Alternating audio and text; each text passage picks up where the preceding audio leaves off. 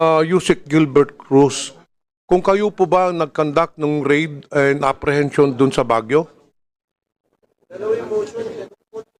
Wait, for a while. Congressman, Yes, I Vice brought the Chairperson. Wait.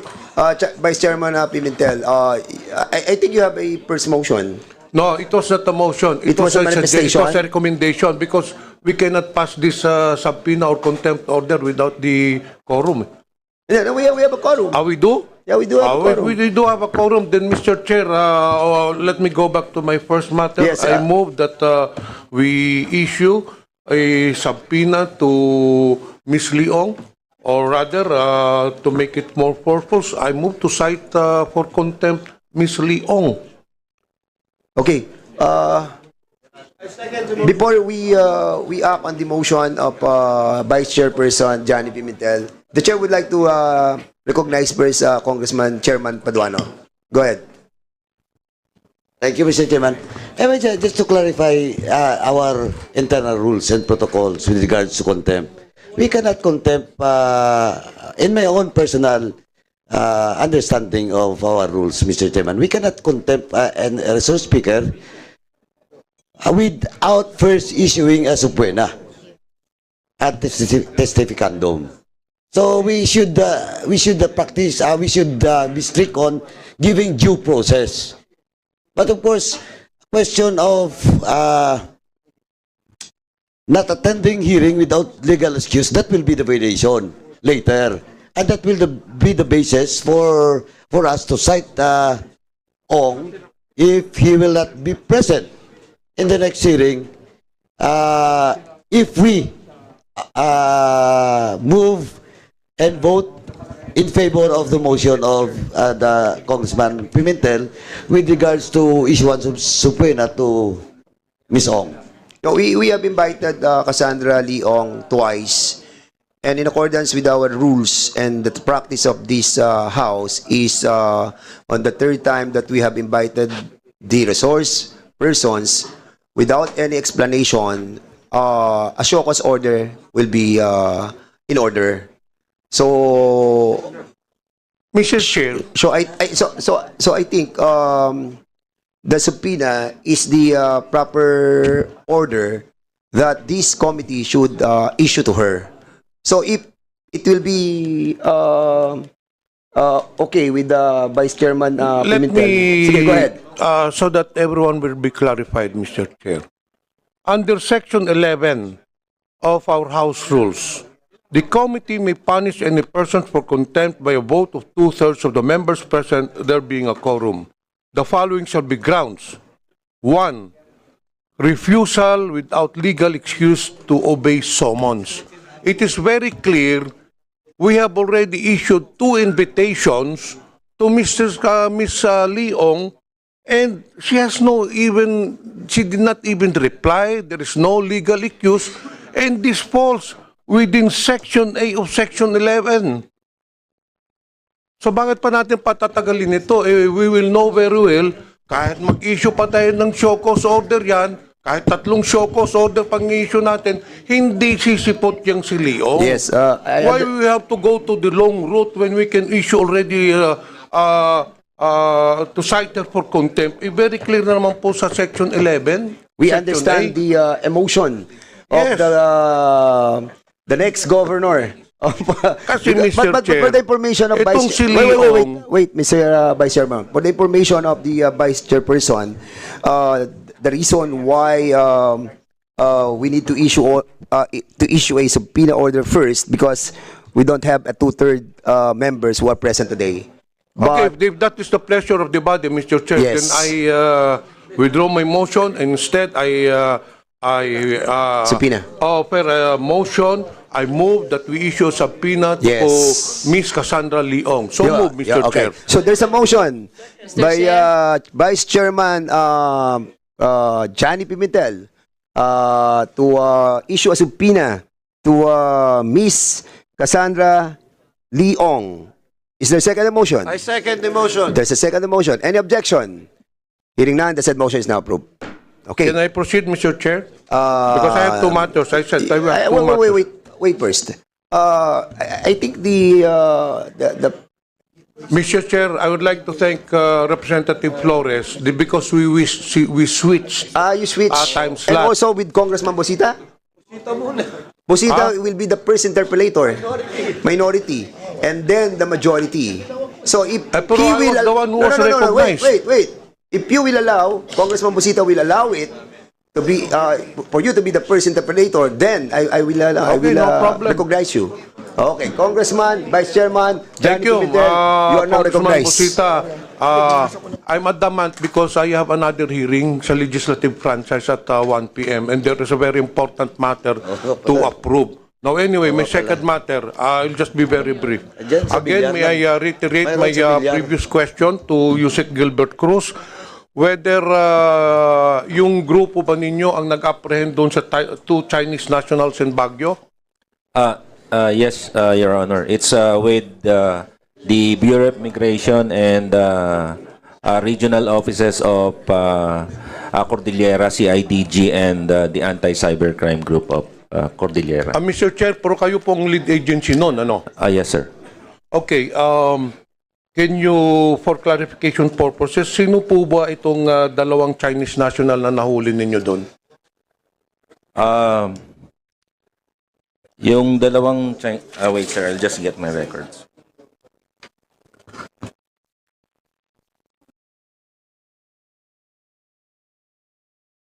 Yung dalawang Chinese nationals po doon, sir, is the female one is Wan Keeping, who arrived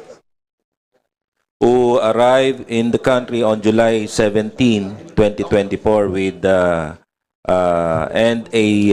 and another one, sir, is a male Chinese national who found to be undocumented, and later he introduced himself as a Cambodian, sir, by the name of Kun Mowern. And later on, sir, we found out na siya po ay isang fugitive wanted for prosecution under an Interpol Red Notice, and his real name, sir, is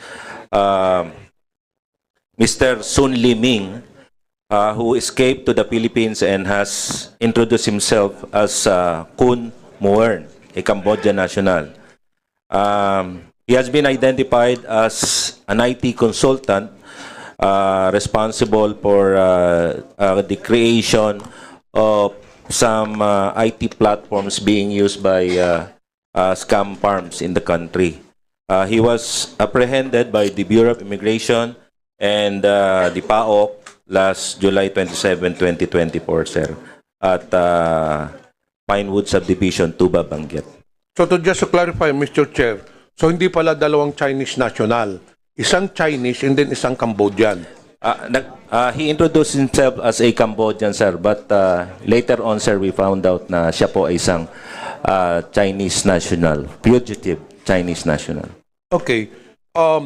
Walang problema dun sa isa, no? Yung nagko-claim na Cambodian national siya.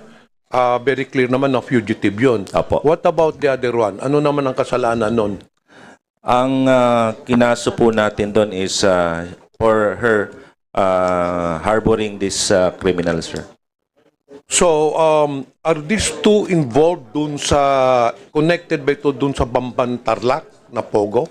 Iniimbestigahan pa namin till now, sir, but initially, sir, yun po ang pagkakaalam namin na itong si Sun Liming, sir, ay involved po siya, sir, dun sa paggawa, sir, ng mga platform that were being used in Scam Hub, sir, dito sa atin. Were you able to establish, Mr. Chair, the presence of this person dun sa Bamban operations?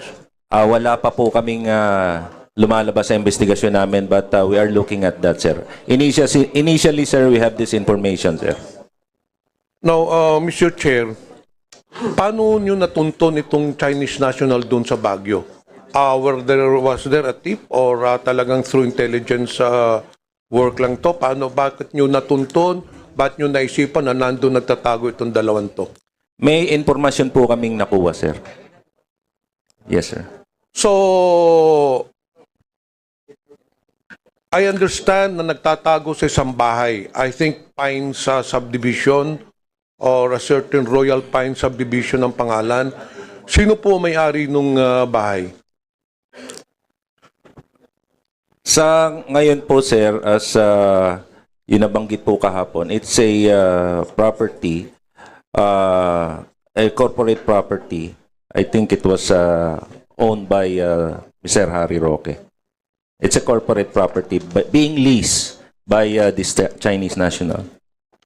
So it's owned by corporation.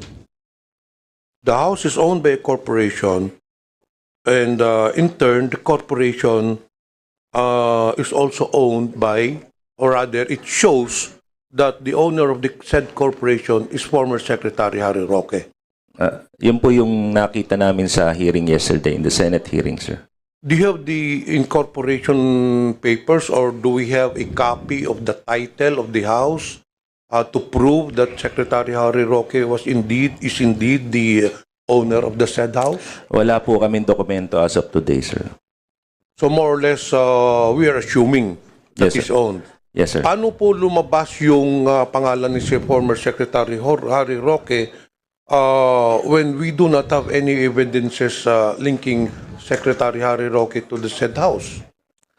As to the information kung bakit lumabas po yung pangalan ni Mr. Harry Roque is hindi po sa amin, sir, nanggaling.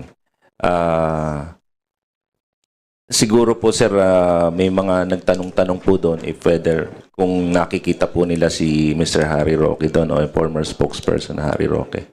So, hindi na po namin alam, sir, kung saan ang galing ang informasyon. Mr. Chair, can we do some diligence work on this matter, because this is very important to establish whether that it is the house is truly owned by Secretary Harry Roque.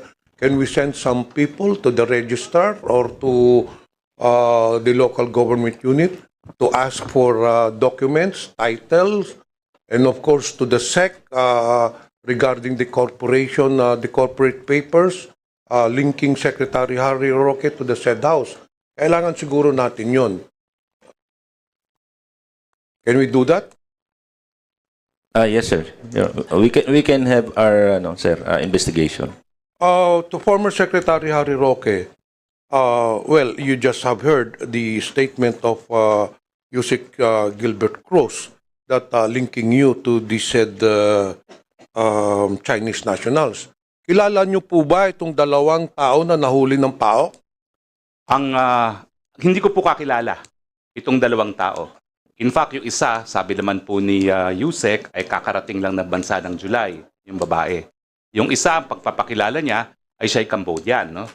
So, hindi ko po kilala kung sino yung Cambodian na yan. Pero actually, Manong Johnny, just to facilitate things, inaamin ko po that I have an interest in the corporation that owns the house. Hindi ko naman po dininay ito sa Senado.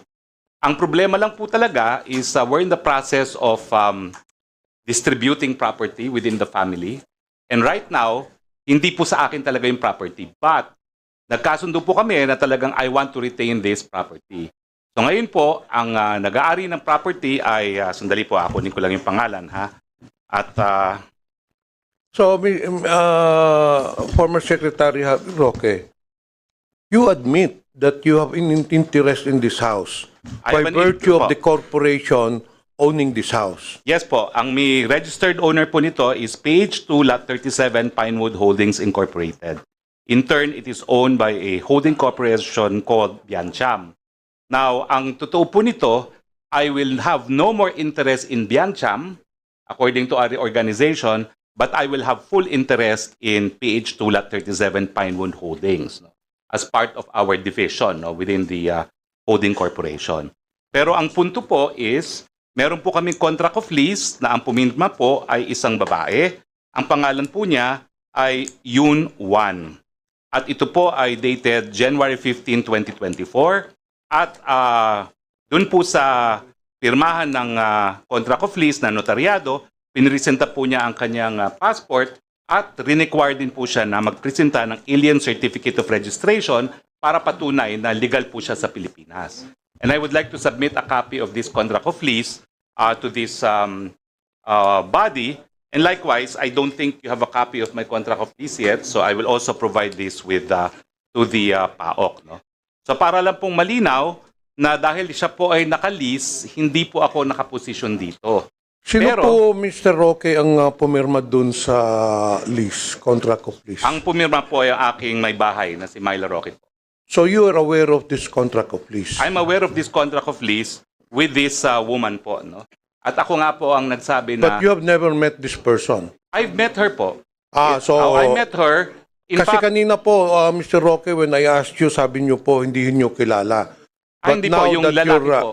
Yung but lalaki now na you're Cambodian. telling this committee na na-meet man pala yung Yung lessor. lessee po. Yung lessee. Oo, Oo. yung lessee po. Na-meet Oo. ko. In fact, hindi ko lang po na-meet. May isang beses pa na nag-lunch kami sa Los Angeles. No? So, wala naman po akong kaduda-duda na siya ay lehitimo. Siya ay extensively traveled at meron naman siyang ACR. Sa katunayan, she wants to be in complete compliance with the law. Kaya po ngayon, nung napaso ang kanyang ACR, umalis siya ng bansa at ang sabi niya sa akin, she's in the process of renewing her ACR. Pero ang tingin ko naging problema po rito ay itong babaeng ito na may alien certificate of registration at merong passport, ang nakalagay po sa kanya single. So ngayon po, nagtataka ako kung ano talaga ang relasyon nila doon sa lalaki na nahanap sa aking bahay. No? At nung nahanap nga po yung lalaki sa aking bahay, ito nga pong si Ana, no? Ang tawag ko sa kanya Ana kasi yun yung American name niya, hinanap ko at sabi ko, sino yan? Well, yun nga po, lumalabas na yung Cambodian pala ay isang partner niya, pero ang hindi ko naman alam, hindi sila kasal, ewan ko talaga kung talaga siya ay nananatili doon, pero meron po akong katiwala doon. Kasi po, natakot ako na kapag pinaupahan ko sa incheck, sa Chino, sorry po for the derogatory word. Minsan po kasi, nung ako ay nasa gobyerno, nagreklamo sa akin yung mga residente na isang subdivision sa Parañaque, trinifer ko sa OIC na NBI, at ginagamit daw ang isang residential house bilang pogo. So, para nga po maiwasan na nagamitin ito for any other purpose, hindi ko po pinaalis yung katiwala ko doon. Nasa labas lang sila ng bahay, nag-aalaga ng hardin, nag-aalaga ng baka, at pinamamasbadan ko po kung ilan talaga ang pumapasok sa bahay. At ang sabi naman po nila, 3 hanggang 4 lang po ang talagang nag-i-stay sa bahay. At wala Mr. po Roque, talagang kailan ho niyo nakilala itong lessee ninyo? Well, actually ako po, na-meet ko siya sa LA, kailan lang po. Tapos na-meet ko rin siya nung simula Wait. po, no? Mr. Chair, na-meet mo yung lessee, nasa LA ka. Ay, hindi po. Nag-lunch kami sa LA. Okay. Nag-lunch po kami sa LA. When you met this person, this lessee, meron ng existing contract of lease o wala pa? Meron na po. Kaya ako po siya kakilala. Kailan po nag-start yung contract of lease ninyo, Ang Mr. date Chair? po dito ay January 15, 2024 po itong hawak kong contract of lease. So prior to the signing of the lease contract, you never knew this person? Yung lalaki po. Pero yung babae, Yung babae, kilala ko na rin. Matagal na mukhang kilala to. Kakilala ko na rin po yung babae. Pero ang contract of lease po niya is January 15, 2024. January 2024 yung contract of lease. So kailan na ho nyo nakilala itong taon to? Hindi naman po matagal. Kailan lang din po. Hindi ko lang po maalala talaga kung kailan. Pero kasi, matagal na nilang gusto i-lease yung property. Ang balita Sino ko dun po ang nagrekomenda sa inyo itong person na ito? Well, sila po talagang mapursige na gusto nilang umupa. Ako, nung una, ayaw ko talaga kasi gustong-gusto ko po yung bahay ko, no? At palagi po ako dun sa lugar na yon, no? Pero nagpupumilit at ang nangyari, ako naman po ay nandito na sa Manila. Sabi ko, sayang naman, nabubulok. Sige, paupahan na, no? So, ito po, isasubmit ko po yung aking contract of lease. Yes, please do. Pero Mr. Chair, Mr. Vice Chair, can we also have the copies of those, Secretary Roque, yung incorporators? You said a while ago that there is a corporation. Opo. Can you Royal kindly submit also to the committee? Hindi ko po dala, but I can of course submit it. No? All right, thank you so much. Okay. Go ahead. yeah, Mr. Chair, please submit it, Mr. Roque. So it has been established, Mr. Chair, as per, of course, the admission of Mr. Roque, that he truly owns the house, no? Kasi hindi ka naman magpapalis. You're the one who signed the contract of lease. Well, we have Yung an wife interest mo, in the ikaw corporation po. nagsapirma. Yung wife ko po, But Hindi you ko po already tinatanggi admitted, naman yan, no? you already admitted earlier Oh, that hindi ko by naman virtue po- of your owning the corporation Yes po. which owned the house, so literally, kayo po may-ari nun. Now, Well, my the question corporation, is, Mr. Roque, since kayo naman ang may-ari nun, pinupuntahan din naman ninyo yon. I'm very sure, according to Mr. Cruz, doon sa mga neighborhood, nakikita po yung presence ninyo. Did you not do any due diligence getting the background of this lessee? I did po by asking for the alien certificate of registration. Hindi po ninyo tinanong kung saang negosyo, ano ba negosyo nila? Well, ang Because it seems that very oo. clear, kaya hinuli yan, i-involve talaga sa illegal pogo. ay hindi po. Hinuli po yan at ako po yung nakipag-ugnayan na sa Chinese Embassy rin dahil may wanted pala siya for financial fraud. Hindi po sa Pogo. So, malinaw po yun. No? At napahiya nga po ako sa Chinese Embassy dahil ako yung malapit naman sa kanila. No? At in-explain ko rin na wala akong kinalaman na meron palang pugante sa China na nanirahan dun sa bahay na yon. No?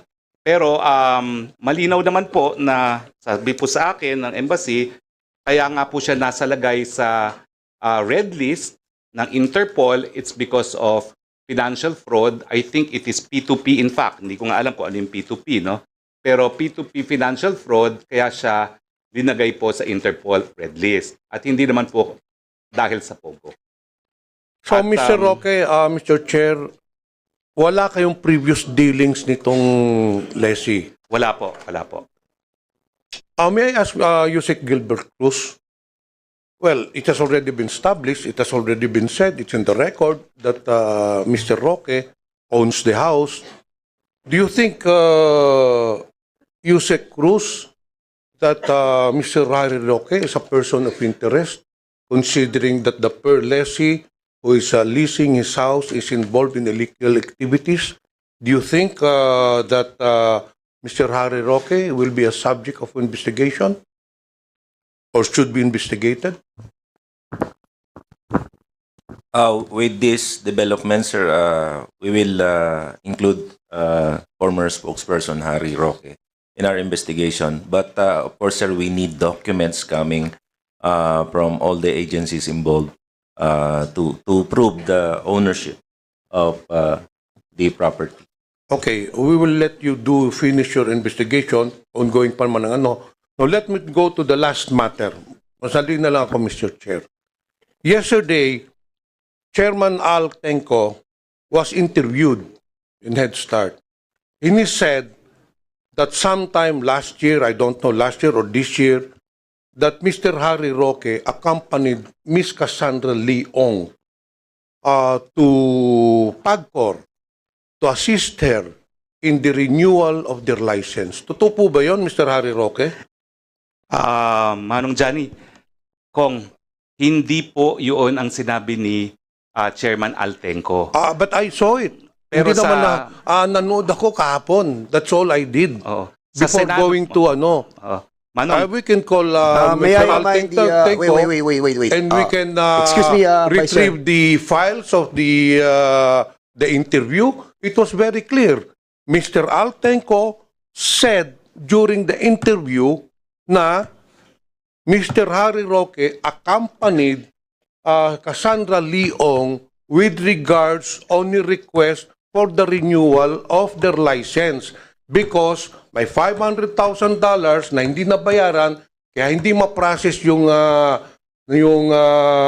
license nila. And I don't think Mr. Altenco will go on nationwide TV telling lies. So we can retrieve that file of that interview. So, tanong ko po, Mr. Harry Roque, totoo po ba yun? Attorney Roque, resource speakers, a reminder to address the chair. yes, Thank you so much. Mr. Chair, hindi po. 2 beses na po nag-testify si Chairman Altenco at nandito po si Attorney Fernandez na kasama po doon sa meeting. Hindi po ako lumapit kay Chairman Altenco on July 26, 2023 para kumuha ng lisensya. Linapit ko po siya, yung Cassandra Ong, para po magkaroon ng rescheduling of payment sa mga pagkakautang di umano dahil na-dispalkuhan yung Lucky South ng pambayad sa PAGCOR. Binigay daw po nila di umano sa kanilang representative sa PAGCOR na si Dennis Cunana yung pera at na-dispalco. At ito naman po ay 2 beses inulit Mr. Chair, ni Mr. Chairman Harry Roque, it Tangco po. pertains to the same thing. Ay, Sinasabi nyo, ang dinideny, ang tinanong ko sa inyo, totoo ba na nagsama kayo? totoo po, yun, sinamahan ko yun po. po ang tanong ko. Opo, pero Now, ang sinasabi nyo, you are denying na hindi dahil dun sa renewal ng license, dun Tama sa po. bayad. But still, it's still the same issue dahil you cannot renew your license until such time that the $500,000 dollars will be paid. So ganun din po ang objective nun. Kaya sinamahan nyo siya para matulungan na mabayaran yung 500,000, but the ultimate objective is for the renewal of the license. Hindi po ba? Mr. Chair, hindi po. Kasi hindi pa po mapapaso yung lisensya at that time. At in fact, yung last hearing sa Senado, sinabi naman po ni Chairman Altenco na meron pa silang lisensya which was granted by the previous administration and good for 3 years. So hindi pa po sila up for renewal. Okay. Yun lang po. That's besides the point. But you admit that sinamahan po ninyo si Cassandra Leong sa PAGCOR to meet with Altenco. Totoo po yan. At paulit-ulit ko naman po yan. In-affirm din po, Mr. Chairman, sa Senado. So, Mr. Roque, Mr. Chair, ano ang relasyon ninyo kay Cassandra Leong? Are you a legal counsel? Are you a consultant?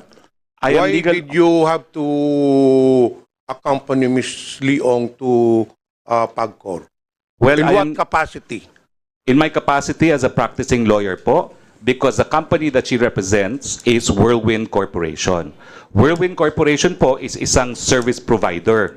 At ang kliyente po niya ay ang Lucky South. And I'm happy po na nandito si Chairman Domingo para ma-explain ko anong nature ng service provider. They provide all services po to their POGOs, lalo na yung mga nasa POGO Hub, kasi po hindi nag-i-English yung mga POGO na yan. So they deal with the outside world using service providers. At yan po yung negosyo ni Whirlwind na kumpanya po ni Cassie Ong. No? At yung panahon nga po noon, ang problema nila, yung representante nila sa PAGCOR mismo, di umano, ang kanilang naging problema. So ako naman po, in-accommodate ko naman po dahil alam ko na parang nabiktima naman itong mga taong ito. At yun nga po, ang hiningi namin kung po pwedeng bayaran yung obligasyon na gives, no, by installment basis. Pero wala pa pong usaping lisensya nung panahon na yon. Mr. Chair, Mr. Roque, Interjection lang, Vice Chair. Kapraso lang. Just wanted to find out the Whirlwind Corporation is a Whirlwind Corporation is a realty development corporation. Am I correct? Tama po yan, Mr. Chair. At kaya po ako unang nakilala yan matapos ang eleksyon, ang nagpakalala po sa akin, sila daw ay mag-i-invest sa mga renewable energy projects. Pero former Secretary Roque, hindi sila nagpo-provide. No service provide. Hindi sila service provider, in other words. Kasi dito ata sa incorporation nila, it's all about realty development.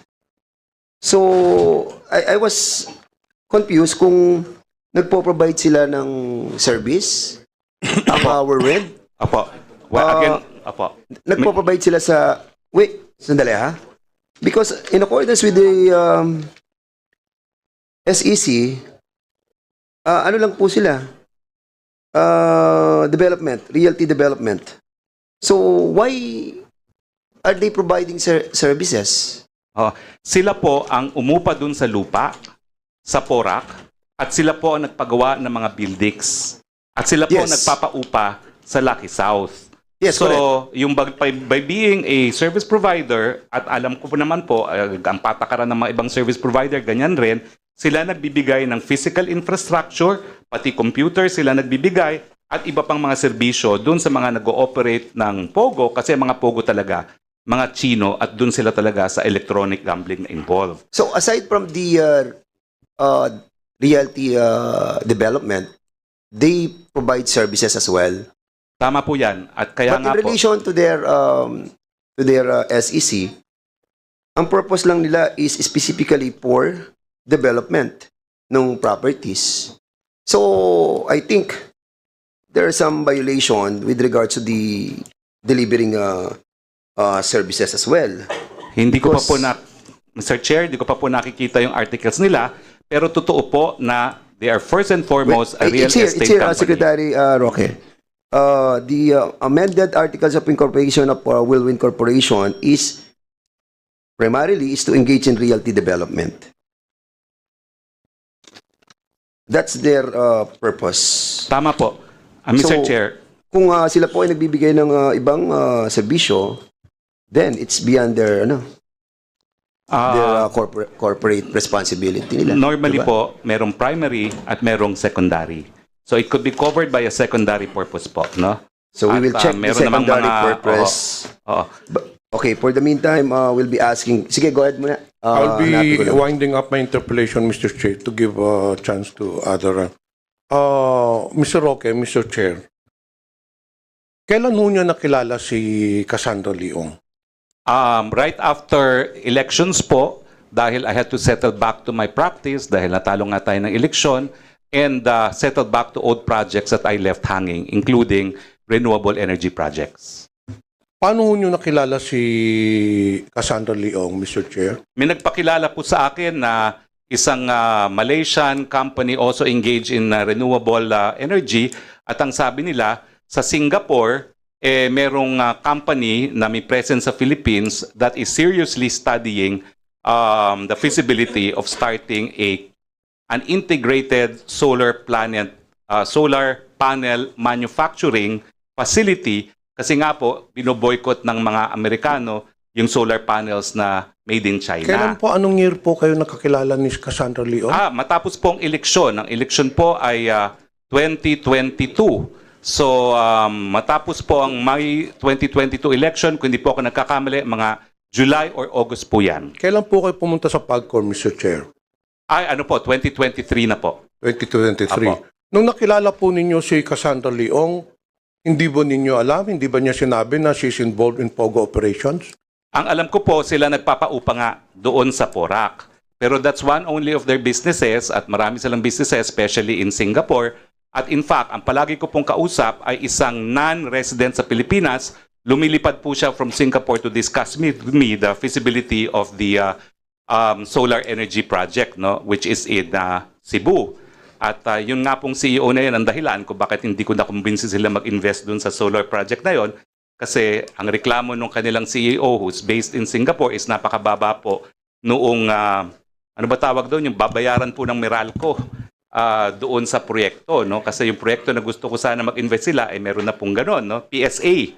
So, wala pong nangyari doon sa mga Mr. efforts Roque, sa ko. tingin niyo po, bakit kayo nilapitan ni Cassandra Leong?